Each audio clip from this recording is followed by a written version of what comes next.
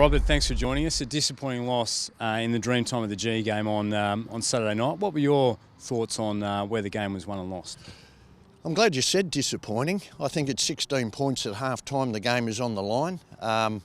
Richmond have come into some pretty good form over the last couple of weeks, but they're not well beaters. I reckon the game was on the line, and I was certainly expecting Essendon to take it right to the line. Probably at the end of the day, it was quite obvious that there was a class difference. Richmond getting back Delidio back into the side is so critical to them, Cochin, and all of a sudden they've got the balance they want, which makes other players play really well, like Ellis. And then, of course, at each end they've got Rance and Riewoldt. So in the end, it was a class differential, I felt, and but the game didn't reach any great heights. And I suppose Richmond would be delighted to get 4 points in that game. But apart from that, it was a wonderful day. It was a great pre-match. And I'm sorry, it was a pity that the game didn't reach the heights of the event, despite the competitiveness of Essendon on the field. There's no doubt Richmond took their opportunities, but I guess it's fair to say that Essendon, the skill errors that sort of cost us in the end. It's been compounded time and time again. It's been a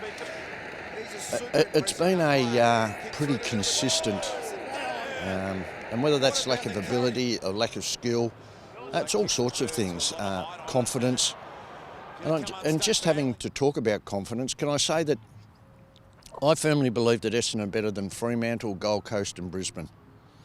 So I think while the message is of positivity and competitiveness, and the word John likes to use, gallant, I think the best feedback you can give players and the best feedback you can get supporters is to win games of football. I'm not interested in the first round draft pick. I want Essendon to win. I don't want Essendon to finish on the bottom of the ladder. It's got to be a real pride factor here. And we've certainly come a long way from the events of the pre-season to a stage where I expect to win games. And for the feedback and for the support of our vast membership that have stuck thick and thin, I think it's really important to frank these competitive efforts with some wins. So hopefully it starts this week, because Essendon don't deserve, as a club and what we've been through, to finish on the bottom of the ladder, and I hope that doesn't happen. Like you said, a very winnable game against Fremantle this week. We'll talk about that more in more depth later in the week. Yeah. Some of the positives out of the game on Saturday night was Darcy Parish played a new role. He had to go up forward. What did you make of that decision to play young Darcy forward? Well, I like those decisions, and that's probably the coach coming out to me. I want to see things happen from the coaching perspective that is thinking ahead to next year, you know. I don't think Parish is going to spend the next 200 games as a crumbing forward. But we got something out of that. He got a couple of goals. Edwards on the wing. Look, didn't have a great game, but I'm so glad they're playing him. And if you look at Sean, what Sean Edwards needs now is someone to tap him on the shoulder and say, you've got 6 weeks. We're going to believe in you, because that boy has talent, and it's up to the coaching group and the development coaches to make him a player. Because if you've got exquisite talent, which he has got, maximise it. So I hope he gets a really long run at it, and then at the end of the year you can make a decision. But I like the time he spent on the wing. It was really good. And another guy that played really well was Paddy Ambrose. He lost the battle probably in the first 20 minutes against Riewoldt, but he fought back in the game. Look, I like the match-up because Jack doesn't play pure full forward anymore. He's he's like his cousin. He's developing that aerobic capacity to run up to the wing, centre forward, full forward. So the match-up was great. I was very happy with that, because Ambrose, as we know, has got the physical capacity to match him one-on-one, but also a great aerobic power.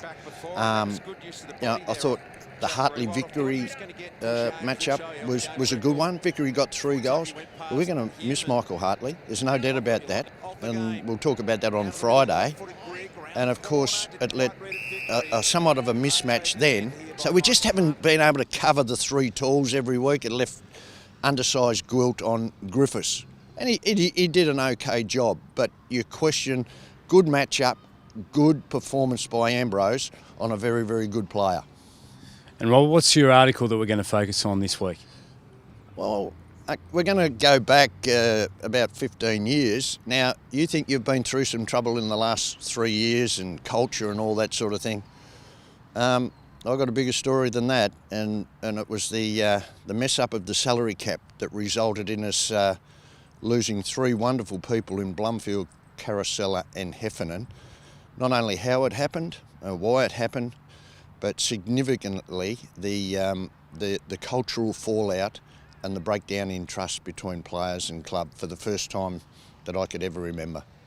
Rob, thanks for your time. We look forward to catching up later in the week. Thanks very much, mate.